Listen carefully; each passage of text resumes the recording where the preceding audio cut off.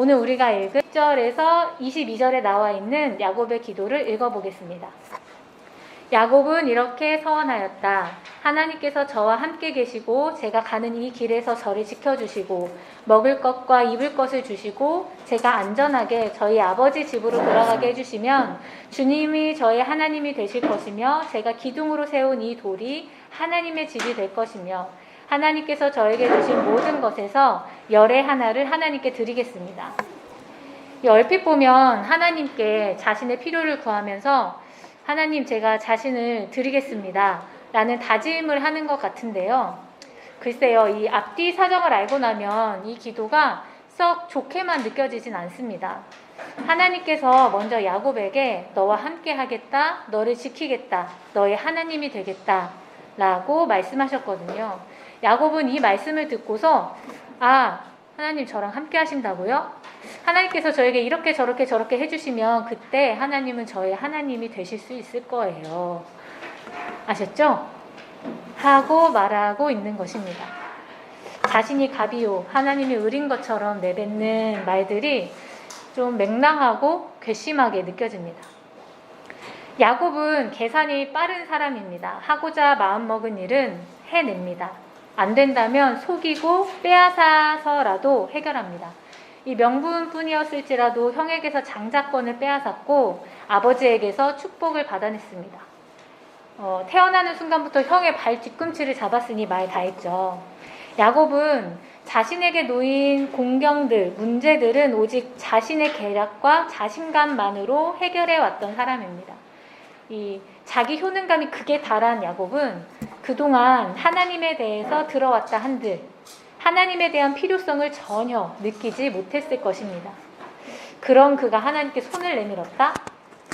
한 번도 해보지 않았던 기도를 하자니 야곱이 겪어왔던 이 삶의 결이 그대로 묻어나는 말들이 이상하고 어색하게 튀어나올 수밖에요.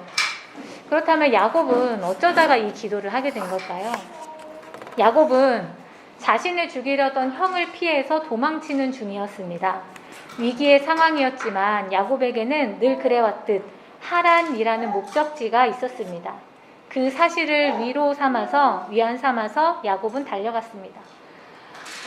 그러던 어느 날 야곱은 자신이 있는 곳이 어디인지를 알 수 없는 한 날을 맞이합니다. 10절, 11절을 보면 야곱이 한 곳에 이르렀다라고 되어 있는데요. 이것은 어떤 곳에 이르렀다, 해가 저물었다 라고 다른 번역에서 살펴볼 수 있습니다. 어떤 곳에 이르렀던 야곱, 해가 저물 때의 야곱은 어떤 심정이었을까요? 차디찬 바닥에서 잘지언정 경추의 높이를 맞추어 편안함을 느껴보려는 듯 돌베개를 찾는 모습 때문일까요? 아니면 야곱은 이전에도 지금도 앞으로도 여전히 목표를 명확히 아는 사람이라는 걸 이미 제가 알고 있기 때문일까요? 사람들은 이 상황을 되게 비참하게만 느끼는데 사실 저는 지금 상황이 한없이 쓸쓸하거나 비참하게 느껴지지는 않더라고요. 그런데 분명한 한 가지가 있다면 그날 야곱은 자기가 알 수 없는 어떤 곳에서 베개를 베고 누우며 처음으로 자신의 소나기에 잡히지 않을 것만 같은 뭔가가 있을 것 같다. 순간이나마 자신의 삶과 존재가 뭔가 길을 잃어버린 건 아닐까 하는 스산함을 느꼈을 것입니다. 어떤 곳이라는 것은 그런 곳이니까요. 자신이 지금 어디에인지를 알 수 없다는 건 앞으로 자신이 가야 할 방향을 잃어버렸다라는 것과도 같죠. 어떡하지? 라는 단어로 함축될 수 있는 심정, 막막하고 막연하고 불안한 감정. 야곱이야 하루쯤 솟아오른 그러한 감정을 애써 무시하면서 잠들었겠지만 그 하루만을 기다려온 분이 계십니다. 야곱에게 생긴 이 찰나의 틈으로 하나님께서 야곱과의 만남을 시도하십니다. 야곱은 그날 꿈을 꾸었습니다. 땅으로부터 계단이 시작되었는데 그것은 하늘에 닿아 있었습니다. 천사들이 이곳과 저곳을 오르락 내리락 하고 있었습니다. 야곱은 그때 처음으로 하나님의 소리를 듣습니다. 15절입니다. 나는 아브라함을 보살펴준 하나님이다. 너의 아버지 이삭을 보살펴준 하나님이다. 내가 너와 함께 하겠다. 네가 어디로 가든지 너를 지켜주겠다. 다시 돌아오게 하겠다. 너를 떠나지 않겠다. 감개무량하고도 위대한 이 약속에 딜하듯이 조건을 걸어 대답하는 야곱의 꼬락서니가 여전히 얌체스럽고 밉상이긴 하지만요. 하나님은 그런 야곱의 성정은 개의치 않으십니다. 오히려 야곱의 대답에 기다렸다는 듯이 코를 외치시는 듯합니다. 하나님께서는 이후 야곱에게 정말로 먹을 것과 입을 것을 주셨고 라반으로부터 야곱을 지켜주셨고 다시 아버지의 집으로 돌아가게 하셨으니까요. 그렇다고 하나님께서 야곱에게 너의 목표와 계획이 아니라 나의 길을 가라 라고 말씀하시면서 야곱에게 어떤 특별한 뜻을 전달하려고 하시는 것 같지도 않습니다. 야곱은 이후 라반의 집에서도 형 에서를 만날 때도 이집트에 식량을 얻으러 아들들을 보낼 때에도 여전히 머리를 굴리면서 자신의 힘으로 문제를 해결하는 사람이거든요. 그렇다면 대체 왜 하나님께서는 야곱에게서 어떤 즐거움을 누리시려고 그날 야곱을 찾으신 걸까요? 하나님께서는 야곱을 처음 만났을 때 이런 말씀을 하십니다. 함께 하겠다. 이 말씀은 야곱뿐만 아니라 모세에게도 여호수아에게도 사사들에게도 이사야와 예레미야에게도 성경의 수많은 사람들을 부르시면서 반복적으로 하셨던 말씀입니다. 임마누엘을 우리에게 보내주시면서까지 하고 또 하셨던 말씀입니다. 하나님께는 당신이 부르신 사람들에게 이 말을 전하는 것이 그들과 함께하는 일이 매우 중요한 일인 것처럼 말이죠. 예전에 사역하던 교회에서 문방구에 갈 일이 있어서 이 목사님과 함께 봉고를 타려고 했는데요.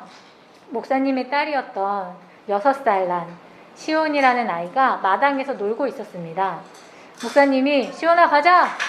하고 말씀하셨고 시온이는 막 이렇게 놀다가 하던 일을 멈추고 막 웃으면서 달려와서 저랑 함께 봉고차 앞좌석에 이렇게 앉았어요. 아니 얘는 어딜 가는 줄 알고 이렇게 좋아서 웃으면서 여기 와서 이렇게 앉나 싶은 마음에 시온아 너 근데 어딜 가는지는 알고 타는 거야? 라고 물었더니 그 아이는 생각해보지 못했던 질문이라는 듯이 아니요 웃으면서 이렇게 얘기를 하더라고요. 아이들에게는 아빠가 가면 나도 간다 라는 이런 암구호가 내장되어 있는 걸까요? 아빠와 함께라면 그 어디나 하늘나라인 걸까요? 유아 나이쯤만 돼도요 가자 하면 간을 봅니다. 어딘데? 뭐 할 건데? 그리고 자신의 입맛에 맞지 않다 싶으면 거절도 합니다. 난 집에 있겠다. 이 자기의 즐거움을 찾기 시작하는 나이가 되면 어디를 가고 무엇을 하는지가 되게 중요해지는 법이죠.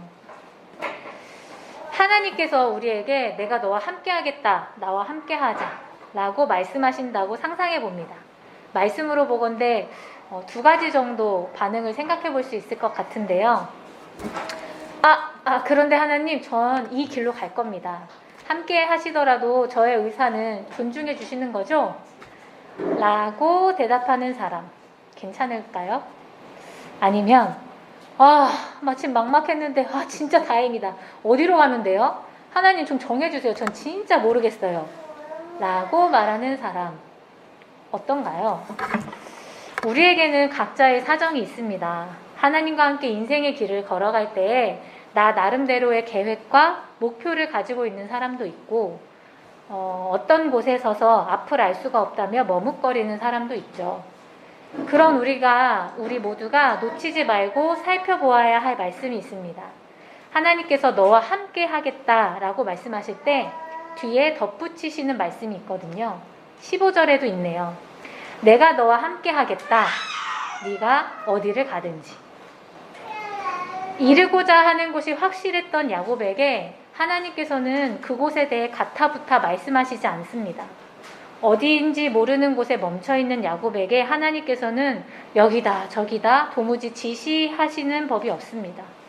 가라 어디든 내가 너와 함께 하겠다. 하나님께서는 그저 네가 가는 길에 함께하고 싶다고, 나는 그걸로 충분하다고, 그것이 너에게 바라는 전부인 것처럼 말씀하실 뿐입니다. 하나님은 오랜 시간 기다리셨을 것입니다. 자기의 모습으로 꽁꽁 싸매어져 있던 야곱이 당신을 향해 고개를 들고 눈을 마주치고 입을 벌려 말하는 순간을 말이죠. 내가 너와 함께하고 있다는 걸 알아주길 바라시면서 말이에요. 그리고 하나님은 오랜 시간 이 순간을 기다리고 계셨을 것입니다. 어떤 곳에서 가슴 한구석 스산함을 느꼈을 야곱에게 괜찮다고, 내가 너와 함께하겠다고 말씀하시길 바라면서 말이에요. 성경을 읽으며 다른 그림 찾기를 하듯 이날 이후 야곱의 삶에서 달라진 것을 찾아본다면 그건 딱 하나뿐이더라고요. 하나님께서 그와 함께 하신다. 야곱이 어디로 가든지. 함께 한다는 것. 어쩌면 그것이 바로 하나님께서 우리에게 누리시는 최고의 기쁨이 아닐까요? 목사님과 주중에 성도님들을 만나 뵙고 있습니다. 오고 가는 얘기 속에 알게 되었는데요. 우리가 이 참회의 기도 시간에 선포되는 시편 131편의 말씀이 이 살림교회 성도님들에게 약간 뜨거운 감자처럼 녹아 있더라고요. 하필 목사님께서 매주 하나님, 이제 제가 교만한 마음을 버렸습니다. 오만한 길에서 돌아섰습니다. 너무 큰 것을 가지려고 나서지 않으며 분에 넘치는 놀라운 일을 이루려고도 하지 않습니다. 라고 외치시는 바람에 가슴에 찔림을 받아 내려놓는 삶으로써 하나님께 응답하셨다는 분이 왕왕 계시더라고요. 그런데 저는 사실 그 뒷부분으로 이어지는 말씀을 더 좋아합니다. 그래서 오늘 이 말씀도 있다고 성도님들께 홍보 좀 하려고요. 읽어드리겠습니다. 오히려 내 마음은 고요하고 평온합니다. 젖된 아이가 어머니 품에 안겨있듯이 내 영혼도 젖된 아이와 같습니다. 앞에서 큰 것을 가지려고 나서지 않고 분에 넘치는 놀라운 일을 이루려고도 하지 않겠다고 말한 이유가 무엇인지 아십니까? 그것은 그가 이미 하나님의 품에 안겨있기 때문입니다. 하나님과 함께하는 것만으로도 충분하다는 것을 그가 깨달았기 때문입니다. 하나님과 함께했던 그는 이미 고요하고 평온합니다. 사람들이 하도 위드 코로나라는 말을 하길래 오늘 말씀의 제목을 위드 하나님이라고 정해봤습니다. 약간 유치하게 여겨져서 주저하게 만들었던 제목이지만 저는 정말로 위드 하나님이 우리에게 일상이 되면 좋겠습니다. 우리에게 새로운 한 주가 시작됩니다. 무엇을 하든 어디에 있든 우리 곁을 하나님께 내어드리길 바랍니다. 고개를 들어 하나님 얼굴을 한번 바라보면서 함께 있다는 느낌, 내가 하나님과 함께 이 길을 걸어간다는 것을 확인한다면 충분합니다. 하나님과 함께함으로 고요하고 평온하기가 충만한 날들 되시길 바랍니다. 말씀을 생각하며 기도하겠습니다.